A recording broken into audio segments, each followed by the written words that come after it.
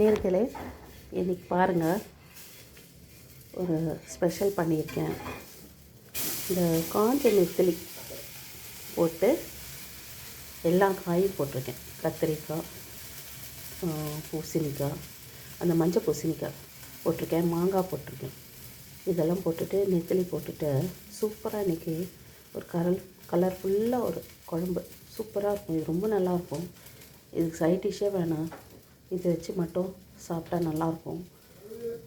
கீரை பொரியல் அந்த மாதிரி ஏதாச்சும் கூட வச்சுக்கிட்டாலும் நல்லாயிருக்கும். ஆனால் இது ரொம்ப வாசனையாக எல்லாருக்கும் பிடிச்ச மாதிரி சாப்பாடு அப்படியே இறங்கும். இந்த மாதிரி குழம்பு வச்சு சாப்பிட்டோம்னா இது 2 நாளைக்கு அப்படியே கூட சுண்டை வச்சு சாப்பிட்டா கூட இன்னும் ரொம்ப நல்லாயிருக்கும். இது மண்சட்டியில் வச்சுருக்கேன் பாருங்கள், ரொம்ப நல்லாயிருக்கு. சூப்பராக வந்திருக்கு. எண்ணெய் பிரிஞ்சு வந்திருக்கு. கத்திரிக்காய் நல்லா வெந்திருக்கு. உருளைக்கிழங்கு எல்லாமே போட்டிருக்கேன், காயெல்லாம் போட்டிருக்கேன். சூப்பராக வந்திருக்கு. இன்றைக்கி நம்ம வீட்டில் ஜெயாஸ் கிச்சன் ஹோம் ரெசிப்பியில் இதுதான் குழம்பு. As usual white rice.